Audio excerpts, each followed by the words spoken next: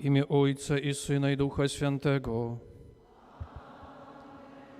Miłość Boga Ojca, łaska naszego Pana Jezusa Chrystusa i dar jedności w Duchu Świętym niech będą z wami wszystkimi.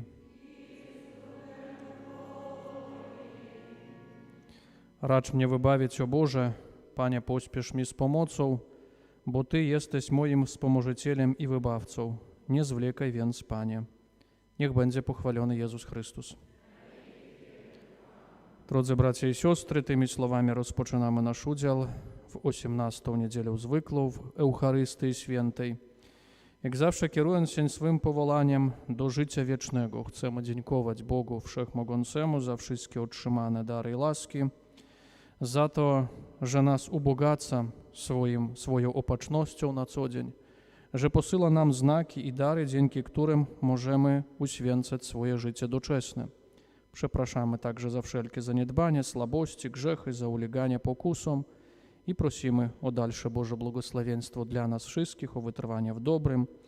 Pragniemy modlić się nie za całą naszą parafię, za wszystkich nas tutaj obecnych, za nasze rodziny, abyśmy byli Bogiem silni, za wszystkich ludzi chorych i cierpiących o potrzebne dary i łaski w dźwiganiu krzyża ich cierpienia, za wszystkich powołanych z naszej parafii, z naszych rodzin o święte powołania kapłańskie, zakonne i misyjne.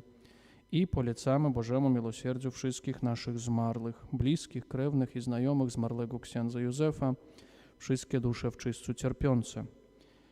Podczas obecnej Eucharystii w szczególny sposób pragniemy modlić się w intencji dziękczynnej Panu Bogu za utrzymane dary i łaski, za przeżyte 3 lata życia Dominika Kuszko, z prośbą dla niego i dla całej jego rodziny o dalsze Boże błogosławieństwo, zdrowie, opiekę Najświętszej Panny Maryi i dary Ducha Świętego dla niego i dla jego bliskich. Na początku tej mszy świętej uznajmy przed Bogiem nasze grzechy i słabości, abyśmy z czystym sercem mogli uczestniczyć w tej ofierze, a uczynimy to podczas obrzędu pokropienia wodą święconą.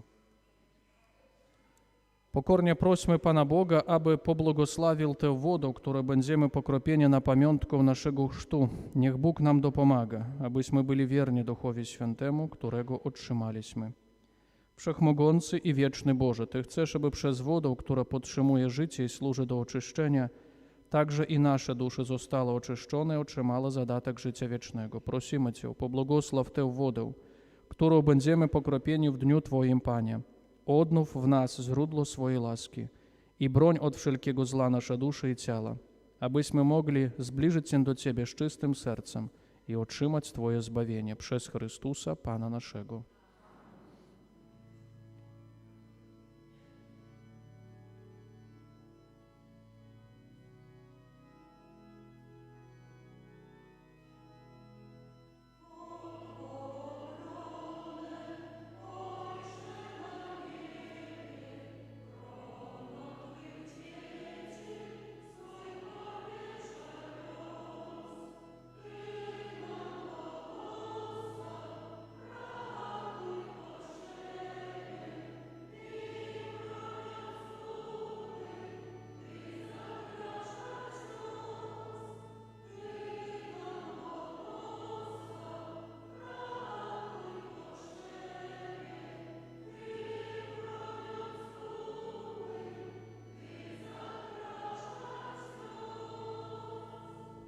Niech Bóg Wszechmogący oczyści nas z grzechów i sprawi, abyśmy przez odprawienie tej eucharystycznej ofiary stali się godnymi udziału w uczcie niebieskiej.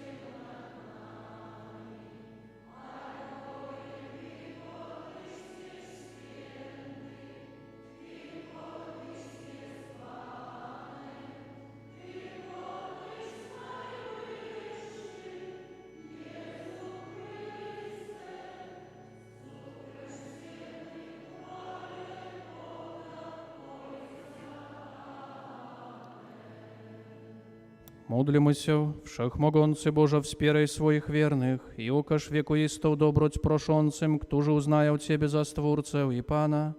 Odnów życie im udzielone i odnowione zachowaj przez naszego Pana Jezusa Chrystusa, Twojego Syna, który z Tobą żyje i króluje w jedności Ducha Świętego, Bóg przez wszystkie wieki wieków.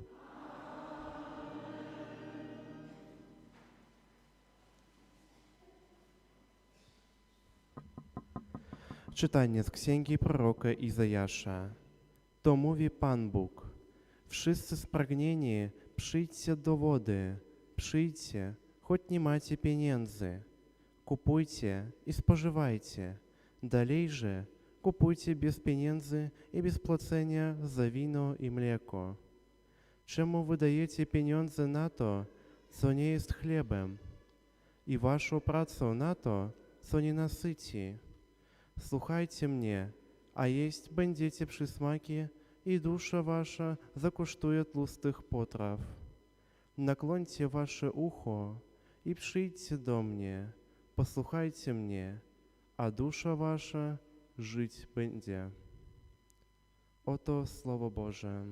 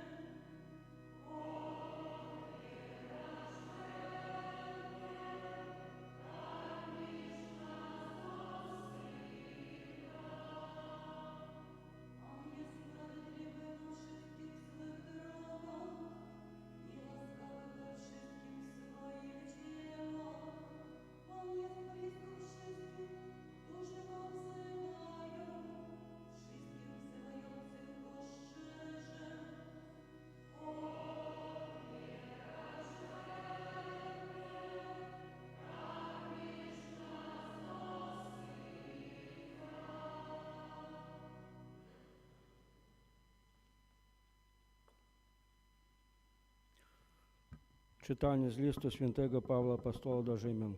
Браття, хтось з нас може облончить від милості Христосової, утрапіння, утиск чи преслідування, глуд чи наглость, небезпеченство чи меч.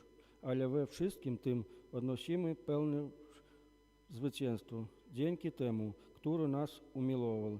I jestem pewien, że ani śmierć, ani życie, ani aniołowanie, ani zwycięstwo, ani rzeczy teraźniejsze, ani przyszłe, ani potęgi, ani co wysokie, ani co głębokie, ani jakokolwiek inne stworzenie nie zdolał nas oblączyć od miłości Boga, który jest w Chrystusie Jezusie, Panu naszym. Oto Słowo Boże.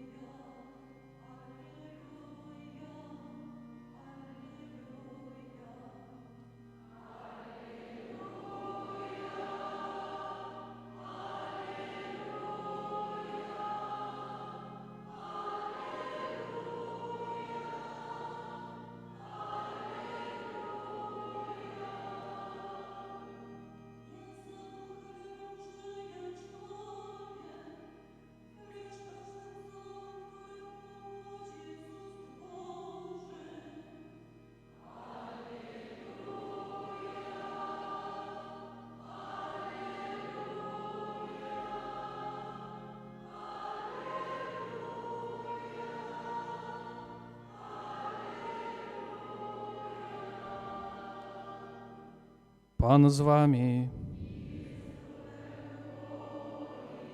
Słowa Ewangelii według świętego Mateusza.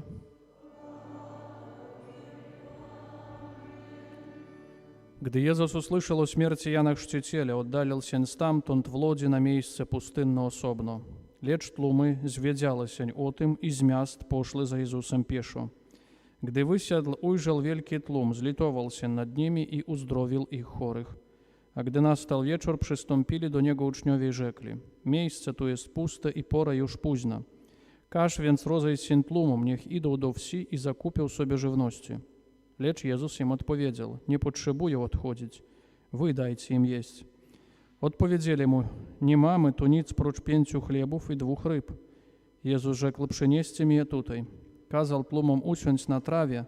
Następnie wziął te 5 chlebów i 2 ryby, spojrzał w niebo, odmówił błogosławieństwo i połamawszy chleby dał ich uczniom, uczniowie zaś tłumom. Jedli wszyscy do sytości i zabrano z tego, co pozostało, 12 pełnych koszy ulomków. Tych zaś, którzy jedli, było około 5000 mężczyzn, nie licząc dzieci i kobiet. Oto słowo Pańskie.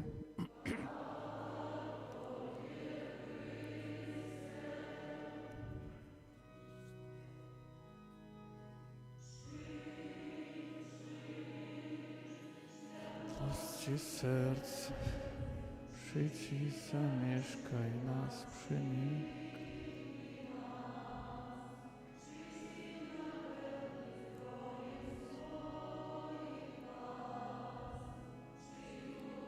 Święty przyjdź,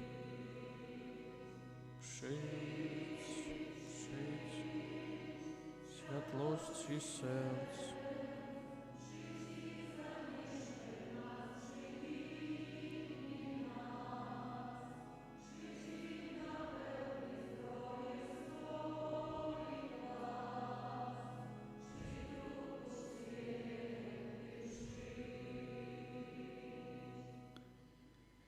Миловане у Христі Пану, брати і сестри, сьогоднішнім Святим Євангелієм ми з'являємося свідками цудовного розмноження хліба. Коли Єсус Христос про свою інтервенцію у гэтую людскую цяжкую сітуацыю дапамагае вырашыць гэтую справу, корміць гэтых людзей, которые, напэўна, знайшліся ў той сітуацыі, калі патрабавалі гэтай дапамогі бліжняга. Так гэта можам далікатна акрэсліць. Паважаныя браты і сёстры, напэўна, адрозненнем навучання Езуса Хрыста ад тых настаўнікаў таго часу было ў тым, што Езус Христос дазваляў кожнаму чалавеку удзельнічаць у гэтым спазнаванні праўдаў веры. Бо равіны таго часу, напэўна, настаўнікі, которые вучылі людзей Божаму праву, Божым наказам таксама, выяснялі гэтыя прароцтвы старатэстаментальныя. Адрозненне іх было тым, што сам настаўнік выбіраў сабе вучняў. Вучань, напэўна, чалавек, который павінен мець якосьці знакамітае паходжанне таксама. Вучань – гэта той, который змог таксама заплаціць матэрыяльныя якісьці датак даць для гэтага настаўніка. І гэта зазвычай былі невялікія групы людзей, бо, як мы добра ведаем, для меншай групы заўсёды прасцей кіраваць якосці навучання. А адрозненнем Езуса Хрыста было тое, як мы ўжо зазначылі, што кожны мог удзельнічаць, і жанчына, і дзеці таксама, і людзі, которые не мелі якогасьці статуса, і тыя, которые не мелі знакамітага паходжання. І ўвогуле Езус Хрыстос не патрабаваў за навучанне таго, каб чалавек штосьці плаціў. І гэта спрыяла таму, што шмат гэтых людзей было разам з Панам Езусам. Напэўна, дзякуючы гэтаму навучанню таксама людзі спазнавалі праўды веры, разумелі, што Бог з'яўляецца не кімсьці далёкім, не кімсьці абстрактным, але разумелі, што Бог ёсць сярод людзей. І, браты і сёстры, гэтае навучанне яшчэ было ўзмоцнена тым, што Езус Хрыстос аздараўляў хворых людзей.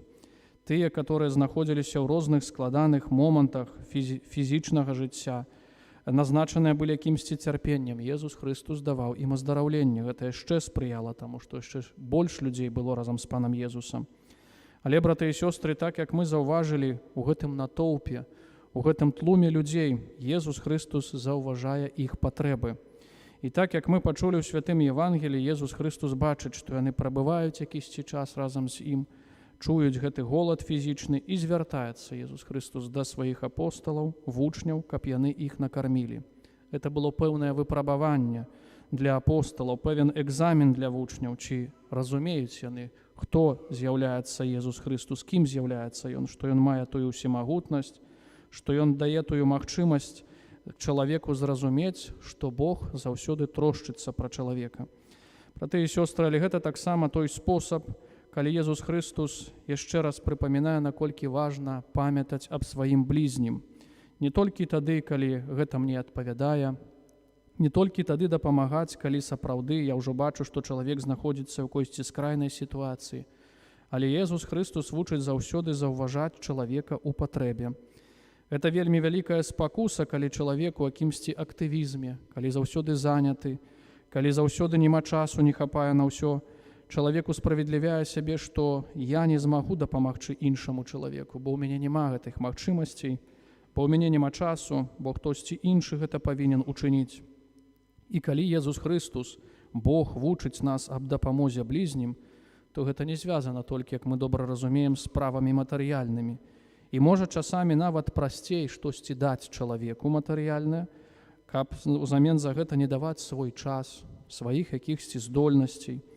Бог, калі кажа быць, калі кажа паважаць чалавека, любіць свайго бліжняга, то зазначае менавіта, што чалавек павінен такі спосаб дапамагаць, знайсці час для яго, умець апанаваць свае эмоцыі, даць яму сваё прабачэнне. І гэта ўсё распачынаецца, браты і сёстры, ад сям'і. Калі чалавек умее гэта ўсё рэалізоўваць сярод сваіх родных, блізкіх, тады, напэўна, гэтыя справы будуць лягчэй рэалізоўвацца сярод іншых людзей. Это той фундамент, неабходны для таго, каб чынна выконваць гэтыя наказы, а менавіта наказ любові Бога і бліжняга. Пра гэта таксама, браты і сёстры, у сённяшнім святым Евангелі Езус Христос прыпамінае праз тое, што звяртаецца да апосталаў.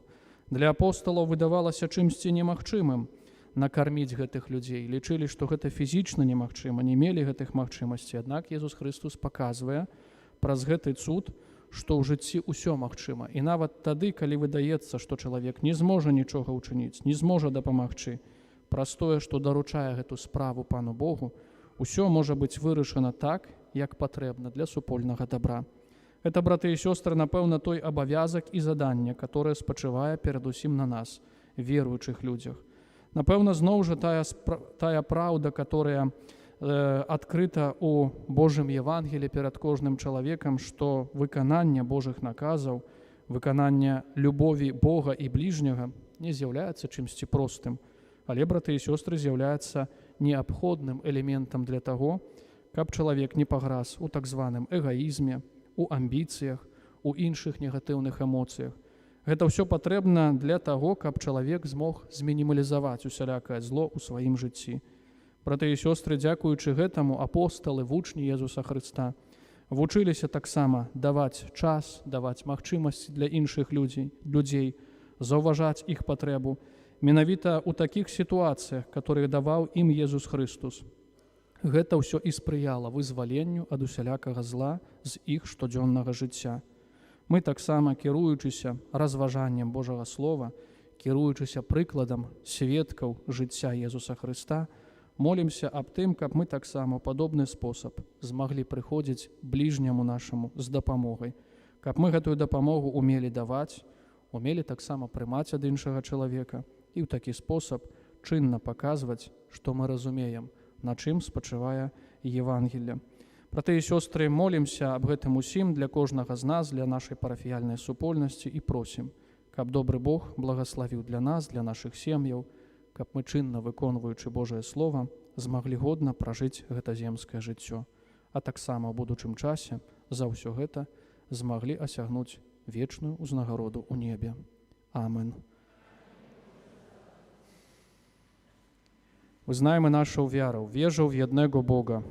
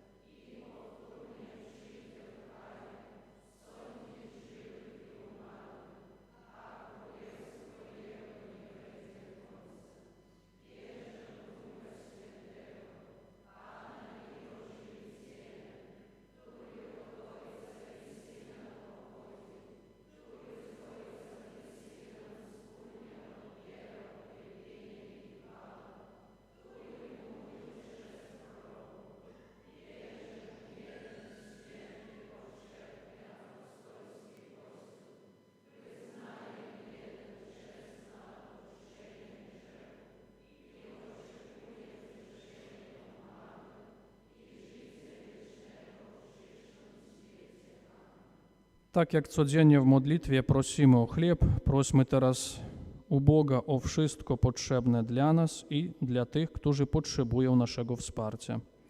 Módlmy się za Kościół Święty, aby ze słowem Ewangelii i pełną miłością braterską wychodził naprzeciw głodu i potrzebom współczesnego człowieka. Ciebie prosimy. Módlmy się za ludzi pracujących przy żniwach, aby ich trud i wysiłek przyniósł obfitość chleba w naszym kraju. Ciebie prosimy. Módlmy się w intencji dziękczynnej Panu Bogu za utrzymane dary łaski, za przeżyte 3 lata życia Dominika Kuszko z prośbą dla niego i dla całej jego rodziny o zdrowie, Boże błogosławieństwo, opiekę Najświętszej Panny Maryi i wstawiennictwo świętych opiekunów na co dzień. Ciebie prosimy. Módlmy się za nas wszystkich, abyśmy uczestnicząc w Eucharystii tworzyli prawdziwie jedną świętą rodziną, którą oznacza jeden chleb eucharystyczny. Ciebie prosimy. Panie Boże, przez wstawiennictwo Matki Bożej Anielskiej przyjmij nasze prośby, obdarz nas swoją łaską i daj nam obfitość Twoich darów przez Chrystusa Pana naszego.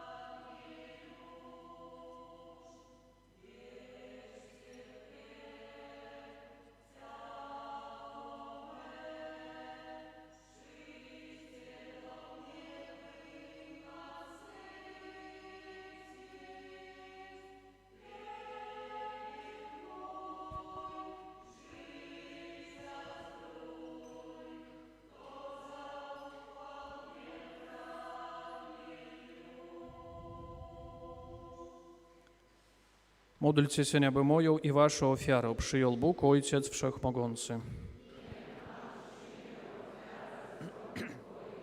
Na cześć i chwałę swojego imienia, a także na pożytek nasz. Boże miłosierny, uświęć te dary złożone jako znak ofiary duchowej i spraw, abyśmy sami stali się wieczystym darem dla Ciebie przez Chrystusa Pana naszego. Pan z wami. W górę serca.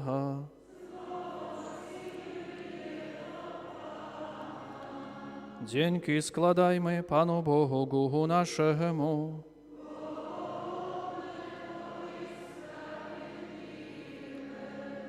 Za prawdę godne to i sprawiedliwe dla nas zbawienne, abyśmy Tobie składali dziękczynienie i Ciebie wychwalali. Panie Ojcze Niebieski, Wszechmogący i Miłosierny Boże, przez naszego Pana Jezusa Chrystusa. On to cudownie sprawił, że przez wielkanocne misterium zostaliśmy uwolnieni z jazma grzechu i wezwani do chwały. Jesteśmy bowiem plemieniem wybranym królewskim kapłaństwem, narodem świętym, ludem odkupionym i wszędzie głosimy wszechmoc Twoją, Boże. Dlatego z aniołami, archaniołami i z wszystkimi chórami niebios głosimy Twoją chwałę razem z nimi wołając.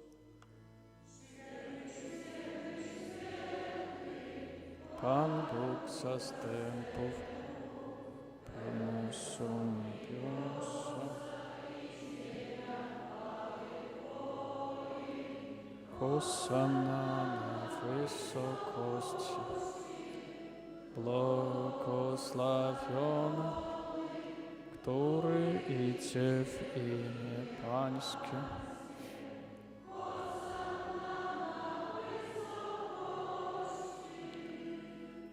Zaprawdę święty jesteś Boże, źródło wszelkiej świętości, dlatego stajemy przed Tobą i zjednoczeni z całym Kościołem uroczyście obchodzimy pierwszy dzień tygodnia, w którym Jezus Chrystus zmartwychwstał i zesłał na apostołów Ducha Świętego, Przez Chrystusa prosimy Ciebie, Wszechmogący i Wieczny Boże.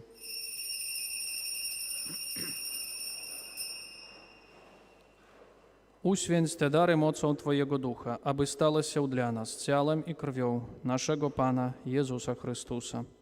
On to, gdy dobrowolnie wydał się na mękę, wziął chleb i dzięki Tobie składając, lamał i rozdawał swoim uczniom, mówiąc: bierzcie i jedzcie z tego wszyscy, to jest bowiem ciało moje, które za was będzie wydane.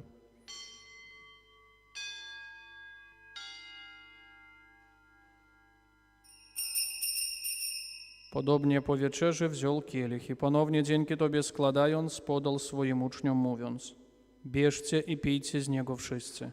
To jest bowiem kielich krwi mojej, nowego i wiecznego przymierza, która za was i za wielu będzie wylana na odpuszczenie grzechów. To czyńcie na moją pamiątkę.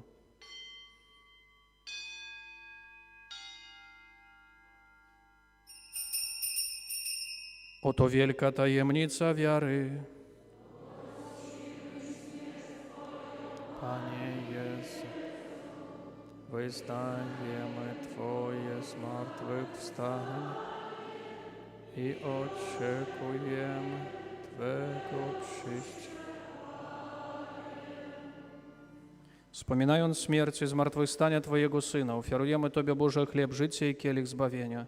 I dziękujemy, że nas wybrałeś, abyśmy stali przed Tobą i Tobie służyli. Pokornie błagamy, aby Duch Święty zjednoczył nas wszystkich, przyjmujących ciało i krew Chrystusa. Pamiętaj, Boże, o Twoim Kościele na całej ziemi. Spraw, aby lud Twój wzrastał miłości razem z naszym papieżem Leonem, naszym biskupem Włodzimierzem oraz całym duchowieństwem. Pamiętaj także o naszych zmarłych braciach i siostrach, którzy zasnęli z nadzieją zmartwychwstania. Dopuść ich do oglądania Twojej światłości. Prosimy Cię, zmiłuj się nad nami wszystkimi i daj nam udział w życiu wiecznym. Z Najświętszą Bogorodzicą Dziewicą Maryją, ze świętym Józefem jej oblubieńcem, ze świętymi apostolami i wszystkimi świętymi, którzy w ciągu wieków podobali się Tobie, abyśmy z nimi wychwalali Ciebie przez Twojego Syna Jezusa Chrystusa. Przez Chrystusa, z Chrystusem i w Chrystusie, Tobie, Boże Ojcze Wszechmogący, w jedności Ducha Świętego, wszelka cześć i chwała przez wszystkie wieki wieków. Módlmy się do Ojca Niebieskiego, jak nas nauczył Jezus Chrystus.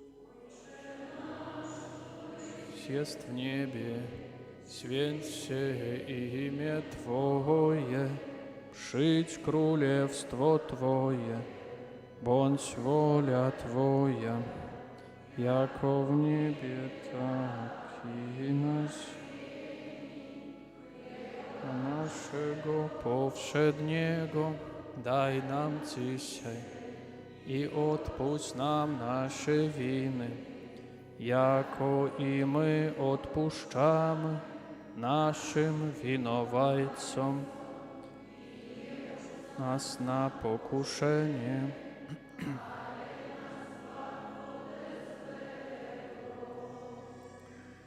wybaw nas, Panie, od zła wszelkiego i obdarz nasze czasy pokojem. Wspomóż nas swoim miłosierdziu, abyśmy zawsze wolni od grzechu i bezpieczni od wszelkiego zamętu, pełni nadziei oczekiwali przyjścia naszego Zbawiciela Jezusa Chrystusa.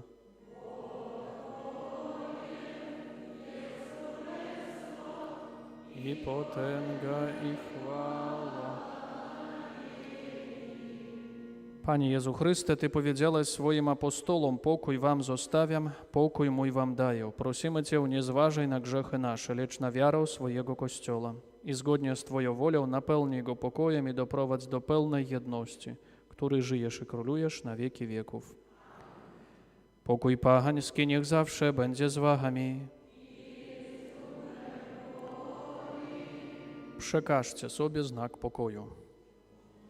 Pokój, cała krew naszego Pana Jezusa Chrystusa, którą przyjmujemy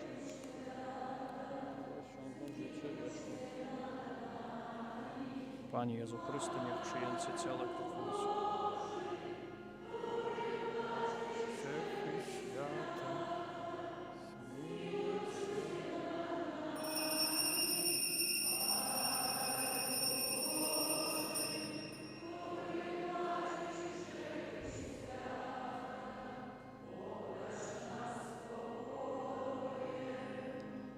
Oto baranek Boży, który gladzi grzechy świata. Błogosławieni, którzy zostali wezwani na Jego ucztę.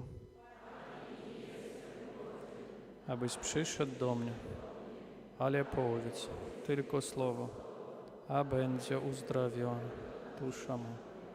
Wierzę w Ciebie, Boże żywy, w Trójcy jedyne prawdziwe. Wierząc, coś objawił Boże, Twoje słowo mylić nie może. Ufam Tobie, boś Ty wierny, Wszechmogący, miłosierny. Dasz mi grzechów odpuszczenie, laskę i wieczne zbawienie. Boże, choć Cię nie pojmuję, jednak nad wszystko miluj, nad wszystko, co jest stworzone, boś Ty dobro nieskończone. Ach, żaluję same złości. Jedyny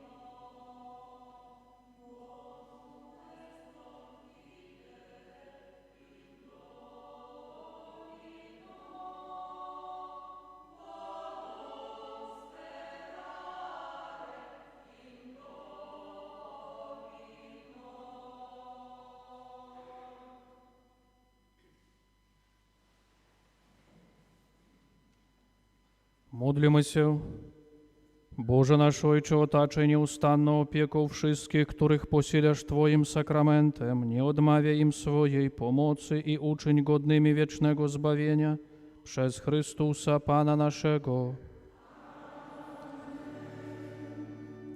Парафіяльні об'яви.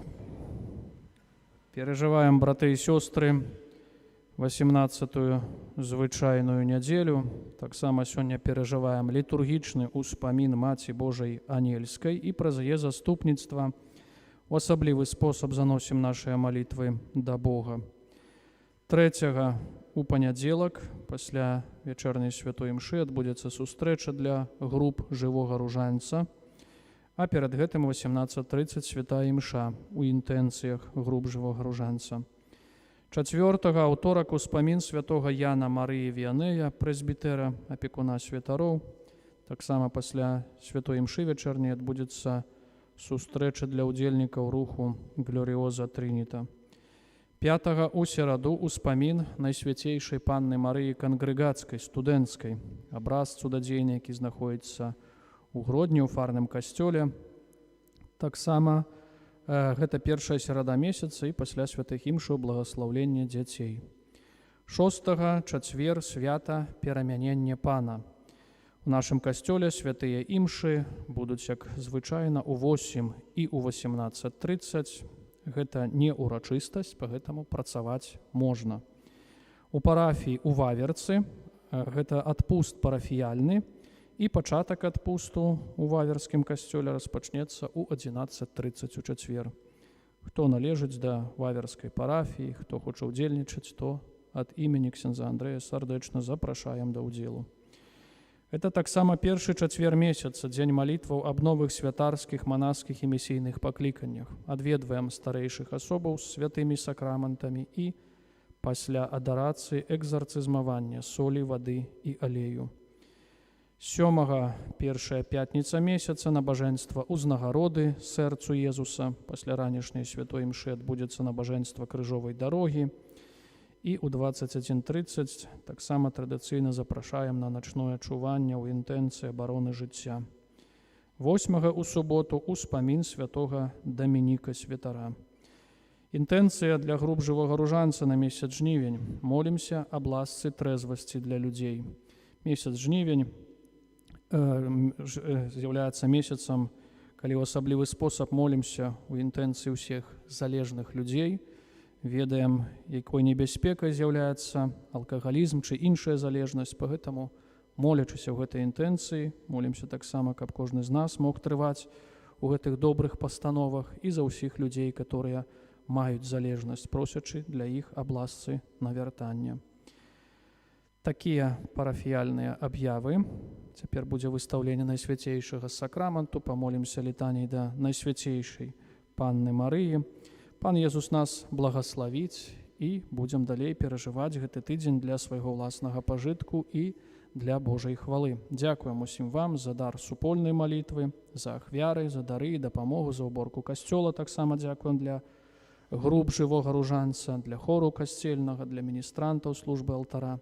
Дзякуем таксама за кветкі, за ўпрыгожванне касцёла. Няхай добры, всемагутны Бог благаславіць для вас і для вашых родных.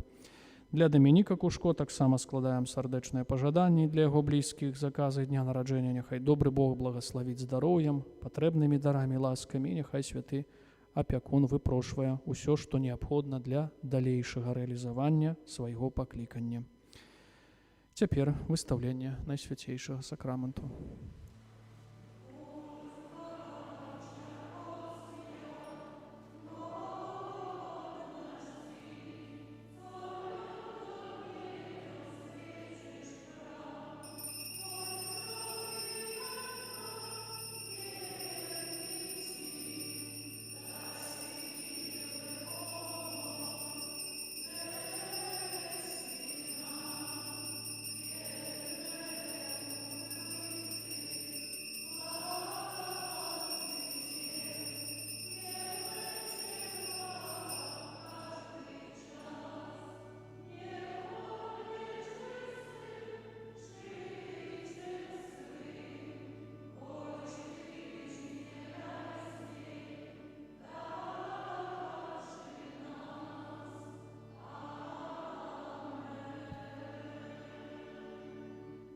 Kyrie eleison. Chryste, usłysz nas. Ojcze z nieba Boże, Synu Odkupicielu świata Boże, Duchu Święty Boże, Święta Trójco Jedyny Boże, Święta Maryjo, Święta Boża Rodzicielko, Święta Panno nad Pannami, Matko Chrystusowa, Matko Kościoła, Matko łaski Bożej, Matko nieskaliana, Matko najczystsza, Matko dziewicza, Matko nienaruszona, Matko najmilsza, Matko przedziwna, Matko dobrej rady, Matko Stworzyciela, Matko Zbawiciela, Matko miłosierdzia, Panno roztropna, Panno czcigodna, Panno wslawiona, Panno można, Panno łaskawa, Panno wierna, zwierciadło sprawiedliwości, stolico mądrości, przyczyno naszej radości, przybytku Ducha Świętego, przybytku chwalebny, przybytku sławnej pobożności, różo duchowna, wieża Dawidowa, wieżo z kości słoniowej, domie złoty, arko przymierza, bramo niebieska, gwiazdo zaranna, uzdrowienie chorych, ucieczko grzesznych, pocieszycielko strapionych, wspomożenie wiernych, królowo aniołów, królowo patriarchów, królowo proroków, królowo apostolów, królowo męczenników, królowo wyznawców, królowo dziewic, królowo wszystkich świętych, królowo bez zmazy pierworodnej poczęta, królowo w niebo wzięta, królowo różańca świętego, królowo rodzin, królowo pokoju, królowo świata całego, baranku Boży, który gładzisz grzechy świata, baranku Boży, który gładzisz grzechy świata, baranku Boży, który gładzisz grzechy świata. Módl się za nami, święta Boża Rodzicielko.